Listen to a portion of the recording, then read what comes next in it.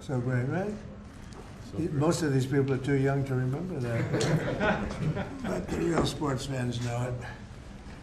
Thank you very much. It's a great honor to have the media too. We're delighted to be joined today by true legends of American sports history, the heroes for the entire nation, the 1980 U.S. Olympic ice hockey team. This was one of the biggest moments that I've ever seen in sports, and I like sports.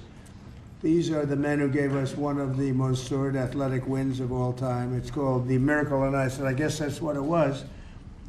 We're with us today by players like Jim Gregg, Steve Janicek, Bill Baker, Dave Christian, Ken Morrow, Jack O'Callahan, Mike Ramsey, Neil Bratt, Mike Urizioni, Rob McClanahan, Buzz Schneider, Dave Silk, Phil Bercoda, and numerous others. And what I'd love to do, you know, when you have all of these media people, it's a nice, slow afternoon. Nothing's too slow around here. I think we just did a very good job with Thailand and Cambodia. We had them stopped, and I've been saying I stopped 8 wars, but they started shooting at each other 2 days ago. Was it good? And we got it, I think, straightened out today. So Thailand and Cambodia is in good shape. So we get a lot done. 8 wars. Nobody's ever stopped 8 wars. We have one more to go. The easiest one, I thought, would be a country that you're somewhat familiar with, Russia and Ukraine. But a lot of progress is being made even there. Could I ask you to just say your name? And if you have anything to say, you could say that also. And then we'll get on with reading some of the stats. Yeah, my name is Ryan Suter. I'm here representing my dad, Bob, who passed away. It's a true honor for me to be a part of this, and I thank these guys for allowing me to be a part of their team. And thank you for having this and hosting us. Your father was some player, incredible player. Did you ever play ice hockey? I did, yeah. How good was he compared to his father? Don't not answer. Mr. President, Ryan just played 21 years in the NHL. Wow. He played 1,500 games in the So, NHL. pretty comparable though, right?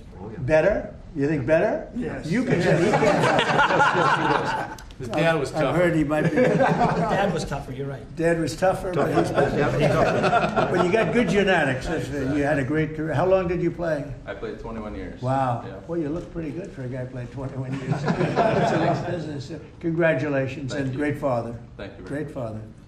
Please. I'm Taria Lewis, and I'm here representing my dad, Mark Pavlich. I'm so honored to be here. I'm at a loss for words, to be honest. Like, I can't believe this is real. And I want to say to you, President Trump, I know so many people from Duluth, Minnesota that love you. And thank you for having us here. Thank you. So, yeah. And you had a great father, Thank you so much. a great player. So amazing. Thank you very much. Right? Very serious. Thank you very much. Thank you for being here. Please go ahead. I'm Ken Morrow. An Yeah. honor to meet you, Mr. President. Yeah. What a great win for our country, and if people don't remember, that's where the USA chant started in Lake Placid. That's right. Yeah. I tried to take credit for that. you had to bring that up, didn't you? That's the end of that. That's all right. Thank you very much. Hi, I'm Jim Craig, and it's an honor to be here. I'm so proud of all my teammates and what we were able to accomplish for our country. And when you get a chance to represent your country, whether it's in the military or a sport, and you do something really special like our team did and then be recognized many years later.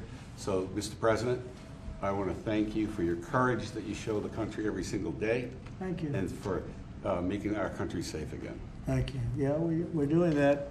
I appreciate that very much. I didn't know you were on that team. Was Cash? Was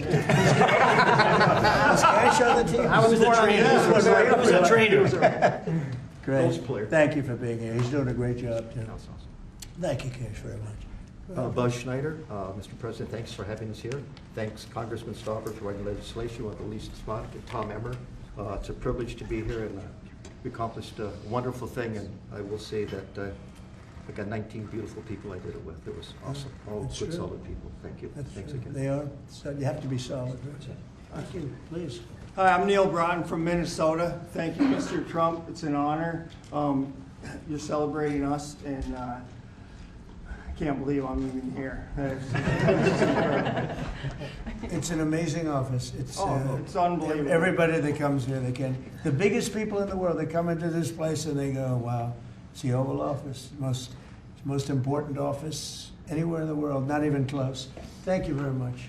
Mr. President, Michael Ruzioni, on behalf of the team, we have a replica Wow. hat that we wore at the opening ceremonies in Lake Placid. Thank you. We'd like you to have that. Wow. And more importantly, I don't think words can explain how proud we are for what you've done for our team. Thank you. Thank you very much. Let's see, what do I do with that strap? Now we can take a picture. You gotta take a picture. You remember a certain governor in Massachusetts, when they put that helmet on? That was not good. Michael Dukakis. Yep. They put that helmet on, that was the end of his political career. Okay, hey, that's good. But the honor that you bestowed upon our team is something that's incredible. Thank you very much. Thank you. Well, I feel it. Thank you. know, Mr. always- President, hello, I'm Jack O'Callahan from Hey, Charlestown, Jack. Mass.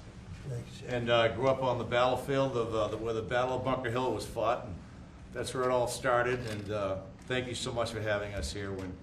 We're a bunch of proud Americans, and we're thrilled to be in your presence, sir. Thank you very much. I'm thrilled to be with you guys. Winners, champions. Mr. President, my name is Dave Silk, and Yeah. like Jack said, I'm a proud American. Thank you for having us here, and thank you to all that put this on for us. Well, Thank you. I'm honored to be here. Thank you, fellas. It's really nice. Thank you. Mr. President, Bill Baker, I'm from Minnesota. I know that right now that doesn't ring very well. Hopefully we can get that turned around. Do we have Somalians in the, any Somalians on the team? I don't think so. Ilyan Omar.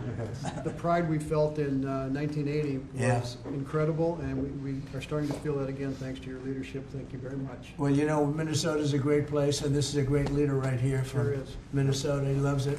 Not happy with what's going on up there, and I think you'll take care of that situation. We're all with you. With your help, thank you. No, you have my help. What's happening up there is a disgrace.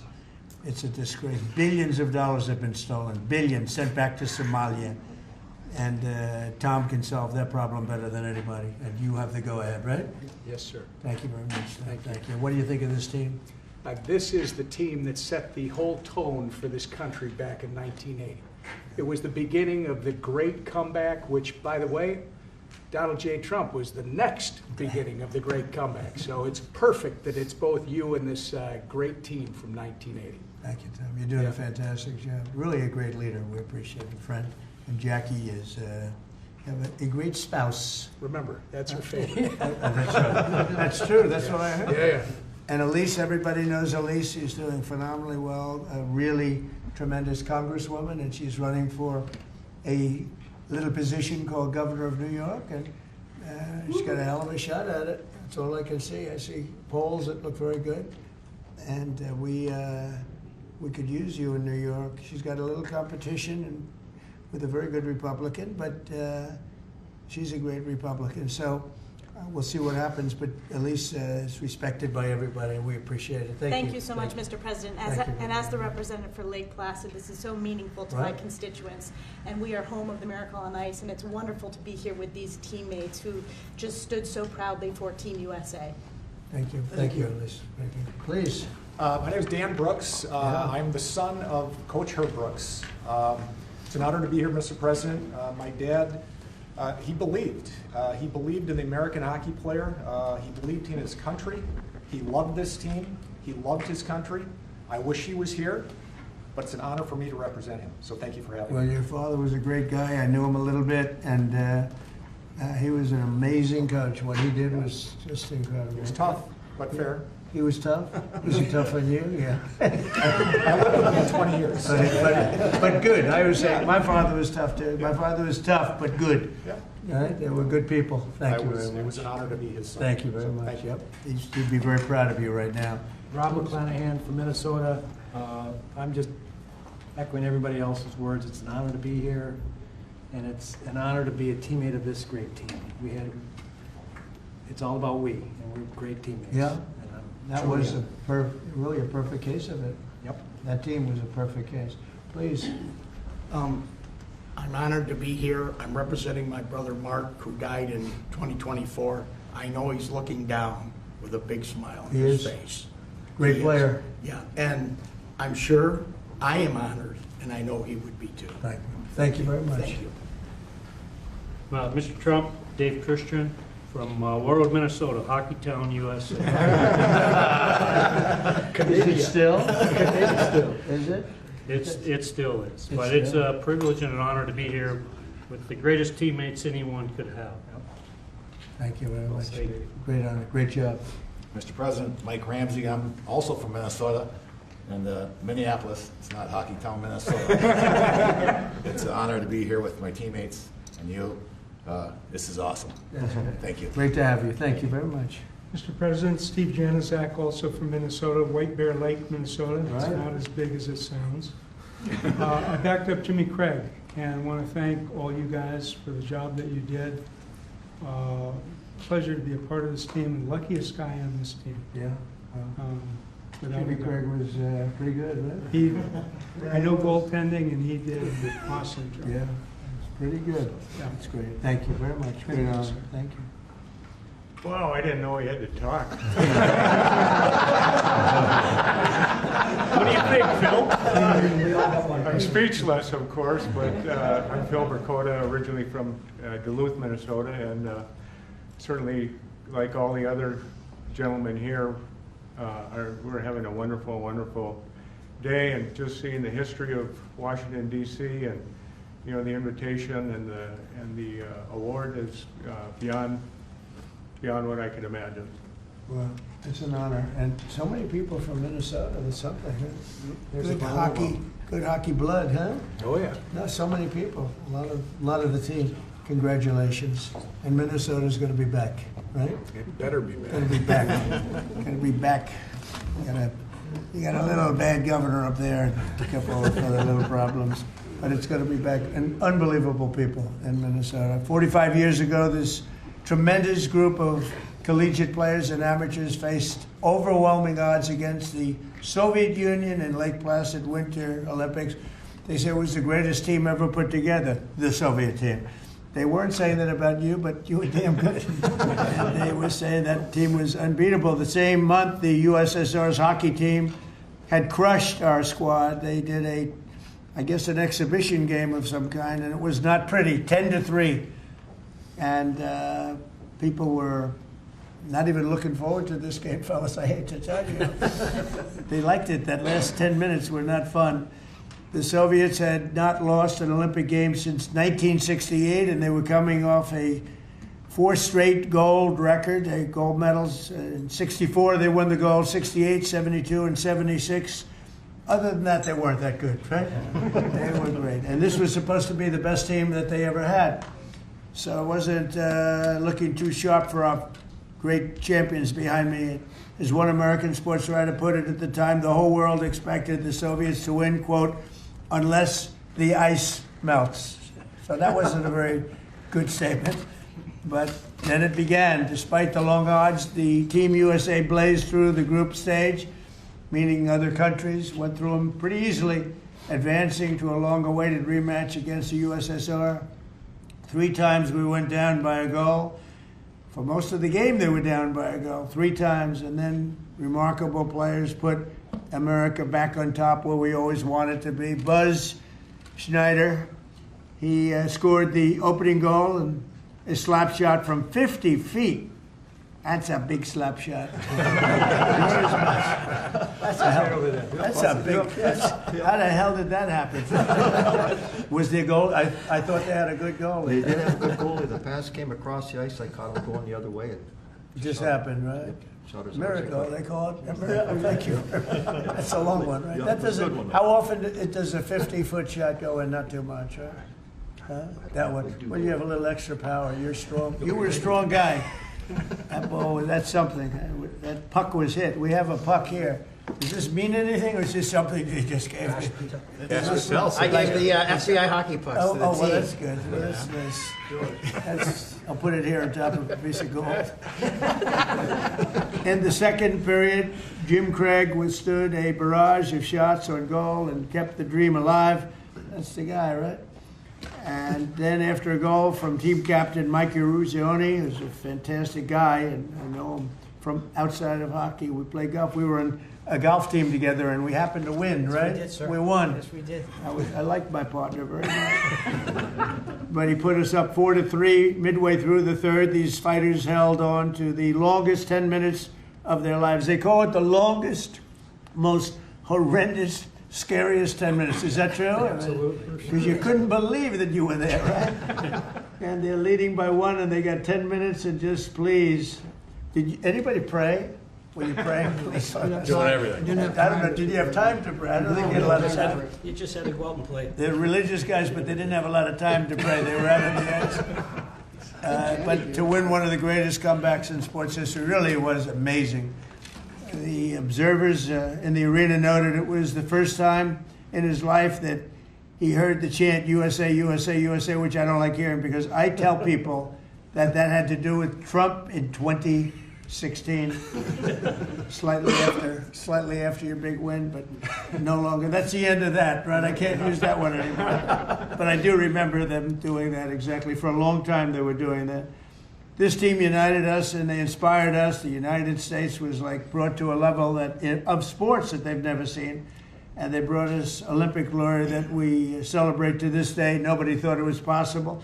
It really shows that, anything's possible. Nobody thought that one was possible. But I want to congratulate you all, and now I'd like to invite Mike to say a few words, and then Congressman Stauber, who introduced, and then we're going to speak from a couple of other people. And I have to tell you, our leader, I have to say that Emmer is a very special leader, and I want you to maybe wrap it up and say something on behalf of your great state in particular, the country, but your great state in particular, okay?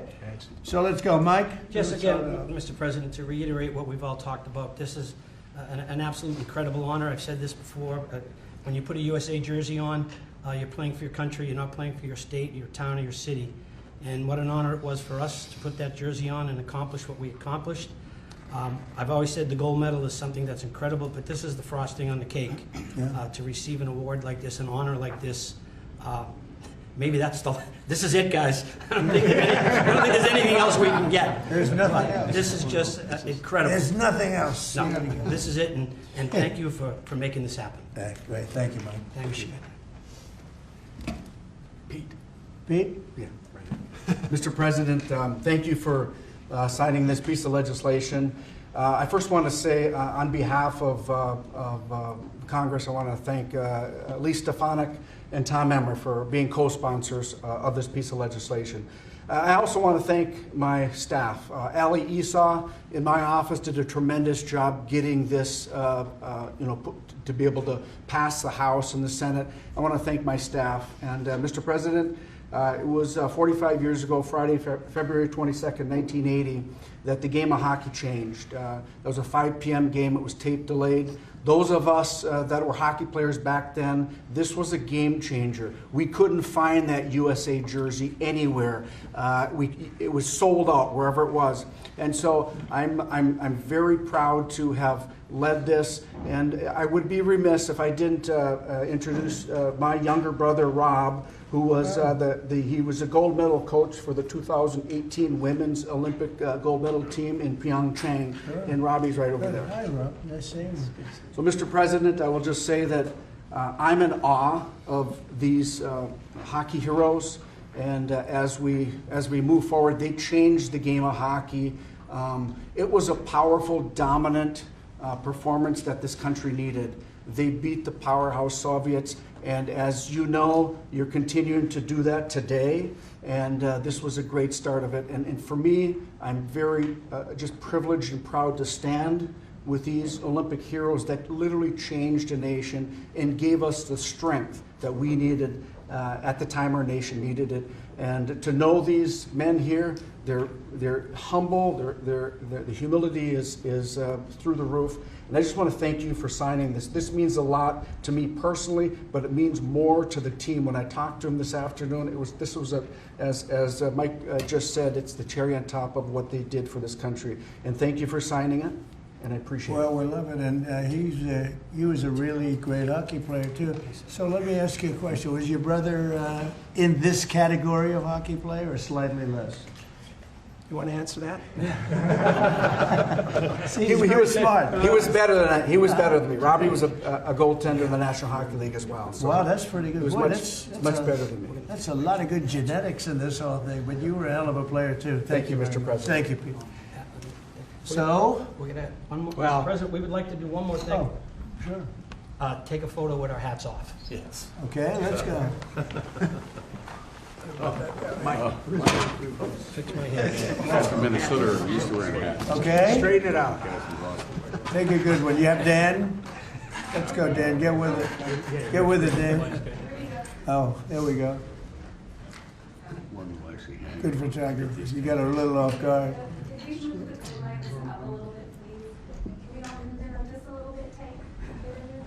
It's a good photo. Good idea. A little bit more.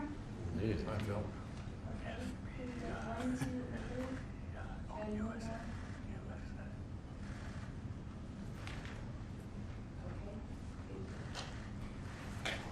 So we're going to finish up with Tom Emmer, and he's been just a fantastic congressman, leader, person from Minnesota. Loves that state. Boy, do you love that state, and they love you equally as much. Please. Thank you, Mr. President. First, I got to thank Pete Stauber as he's talking about humility.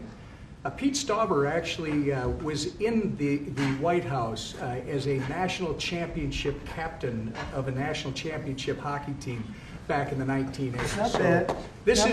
This runs in the blood in Minnesota. This runs in our blood in Minnesota, but it's not about Minnesota, even though I will point out most of the guys are from Minnesota, but that's not the point. It doesn't matter if it's Massachusetts, Minnesota, Michigan, Wisconsin, wherever players came from back then, they were all Americans.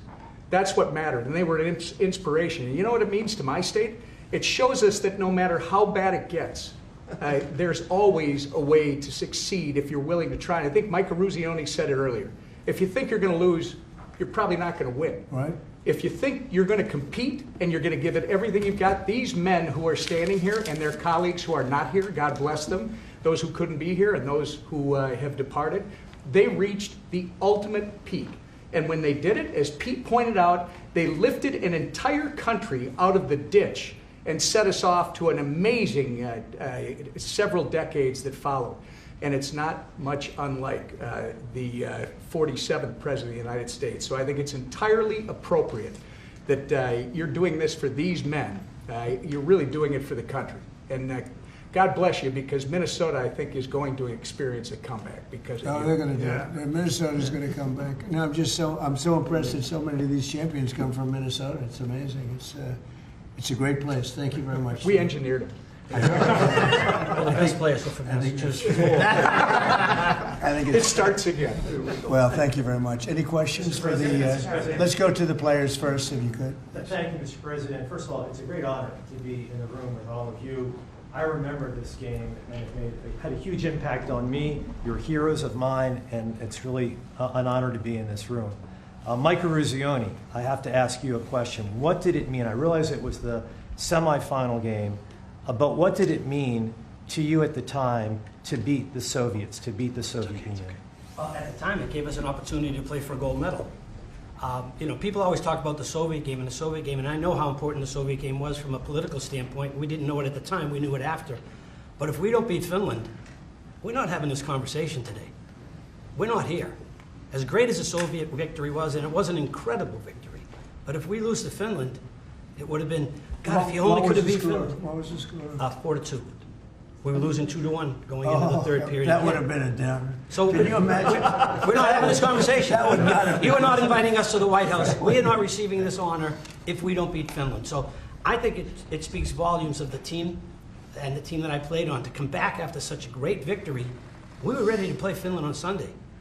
And I think, again, that's a tribute to the team and the type of players that we had. So years later, 45 years later, we realize how important that victory was against the Soviets.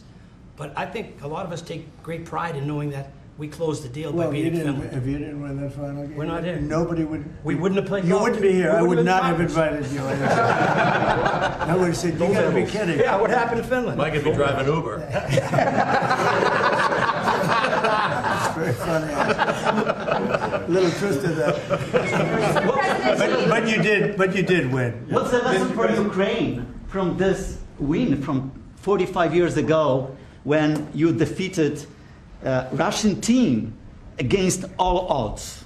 Well, it's a very similar situation, isn't it? Let's see what happens. We're working on seeing if we can make a deal right now. We're gonna see. We'll soon know, I guess. We're gonna see a lot of death.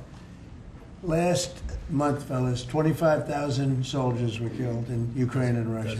25,000.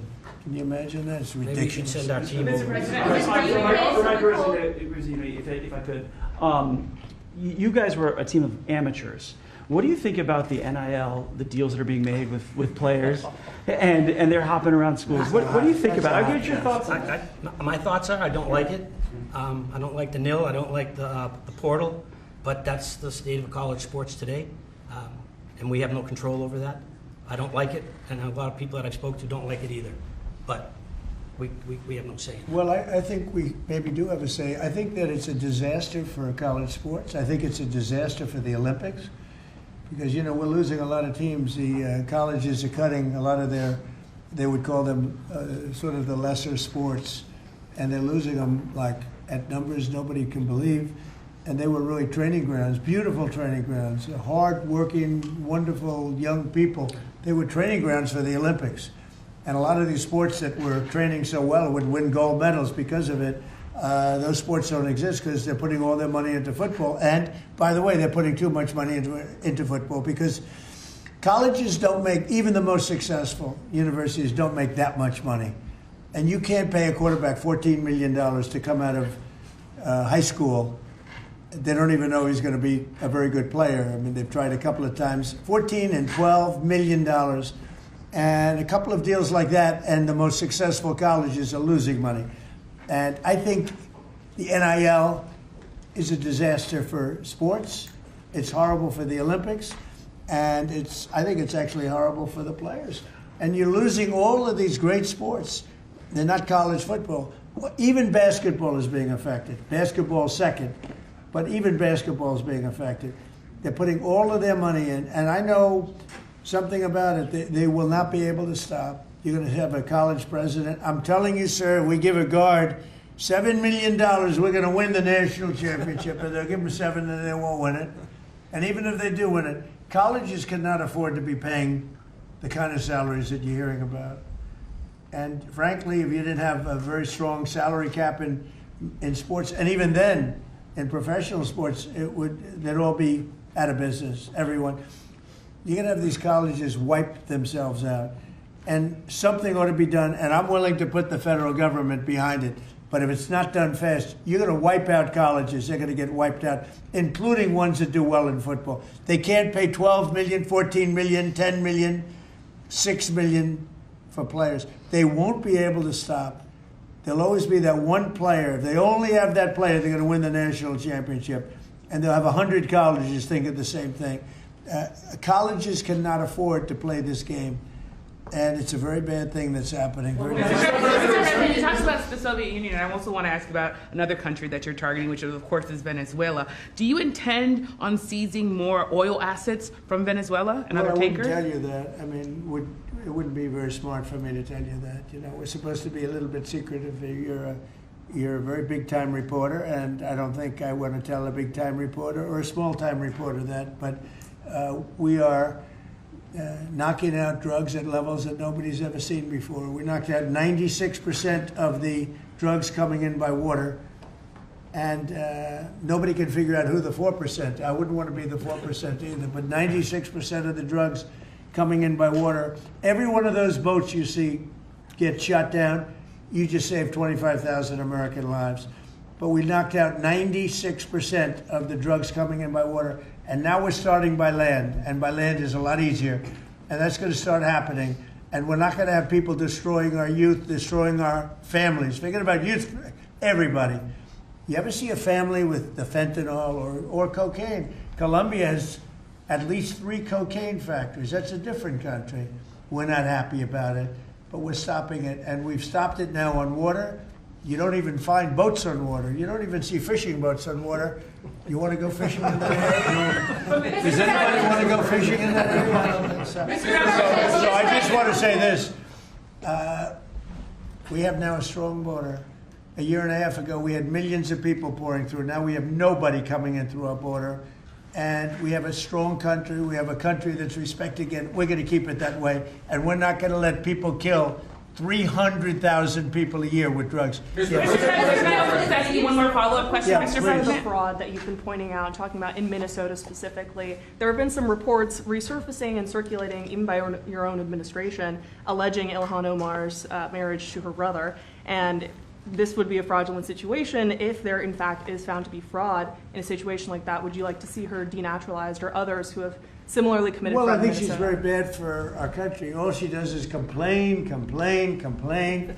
She comes out of a country where they have no government, they have no military, they have no police, they got no nothing. They don't have a country. And they run around killing each other. And then she comes over here. She tells the United States of America how it should be run. We don't want to hear from her. I don't want to hear from her. I don't want to speak for Emmer, but I don't think Emmer particularly wants to hear. But don't say it because I don't want to get you in trouble, okay? Just be nice and easy, all right? I'll do it for you, Bob. That part I'll do. But I just want to say that there's nothing worse than a person that comes in and does nothing but bitch and comes from a place where she shouldn't be telling us what to do. She shouldn't be telling us. And everybody agrees with me. And what's happening in Minnesota with Somalia, where billions of dollars is being stolen, right, like candy from a baby, we're not going to let that go on. And it's too great a state to have that happening. And guys like Tom Emmer and others, Pete Stauber, guys like them, they're going to stop it. And they're going to be given the authority to stop it. Because this country's not going to put up with it anymore. Do you plan to withhold funding? You talked about land strikes happening soon.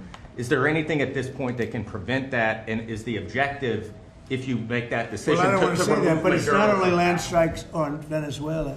It's land strikes on horrible people that are bringing in drugs and killing our people. You know, if we were in a war and we lost 300,000 people in a year, because that's what the real number is. It's not 100. You know, you keep hearing 100. And it's a lot worse than that because the families are devastated when they lose their child. If we were in a war and we lost 200,000 or 300,000, but I think it's more than 300,000, that's a war that's like a war that would be unparalleled. Nobody's ever seen anything like that, and that's what's happening. So it doesn't necessarily have to be in Venezuela. It's people that are bringing in drugs to our country are targets. Mr.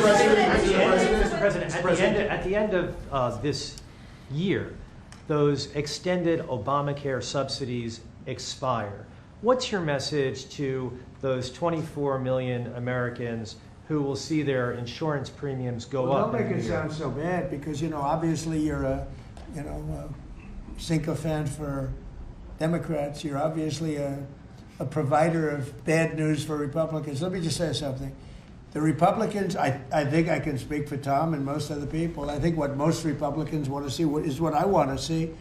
And I leave it to them, and hopefully they're going to put great legislation on this desk right here.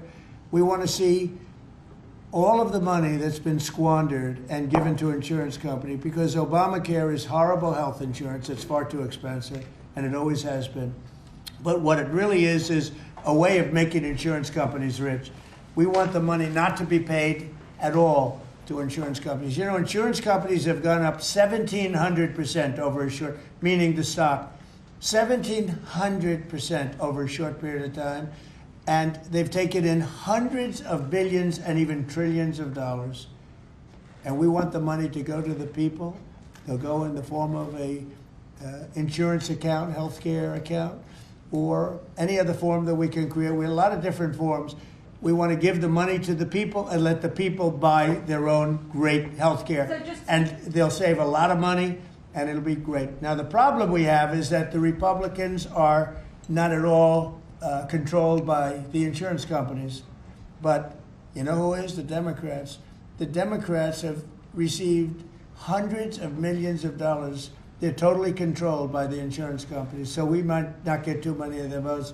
But I actually think we'd get some Democrat votes. So I don't know how you feel about it, Tom, but everybody wants to see this happen. Everybody. I put it out, and all of a sudden, we've taken over in a positive way. The Republicans have taken over health care in a positive way. I want to see the billions of dollars go to the people, not to the insurance companies. And I want to see the people go out and buy themselves great health care. Much better health care at very little cost. That's what I want. And it's so simple. A follow-up on that, many congressional Republicans have said they won't vote for an Obamacare extension deal if it includes funding for abortion. Would you assure those Republicans that you will not propose? Well, we're going to look into it. We're going to look into a lot of things. That's one of many factors. But what we do want to see is we want to see the money go to the people, not to the insurance companies. Mr. President, No, wait. You have to be nice and easy. Nice and easy. She's very aggressive. Okay, please. Thanks, Mr. President. Can you tell us how this free economic zone would work in the Donbass in land that the Russians took by force? Well, I don't want to do that now. It's a very complex situation, but it would work, and a lot of people want to see it work. And all I want to do is I want to stop the death of 25,000 people a month. Go ahead. Thank you, Mr. President. There were new Epstein photos released today showing you and also Bill Clinton, Steve Bannon. What were your reaction to those new photos that were released today? Well, I haven't seen it, but I mean, everybody knew this man. He was all over Palm Beach. He has photos with everybody. I mean, almost there are hundreds and hundreds of people that have photos with him. So that's no big deal. I know nothing about it. How big a role do you want to personally play in the decision by the Fed on interest rates? Well, I've made a lot of money. I've been very successful, and I think my role should be at least that of recommending. They don't have to follow what I say, but we're going to be choosing a new Fed person in the pretty near future. But they went out, they went out with 71 different people, all economists and Trump. I was 71. And of the 71 people, I got it right, and one other person, I think from the Wharton School of Finance, my alma mater, got it right. There were two people that got it right out of 7, but I was one of them. So I think I certainly should have a role in talking to whoever the head of the Fed is, or the Fed. I don't think that, in the old days that used to happen. Nowadays it's sort of, they think it shouldn't happen. But I've done great. I've made a lot of money. I've been very successful. I think my voice should be heard. But I'm not going to make the decision based on that. I'll be making a decision over the next few weeks. Thank you all very much. Thank you, Press. Let's go. Thank you, Press. Let's go. Head out. Thank you. If you join, Thank you, Press.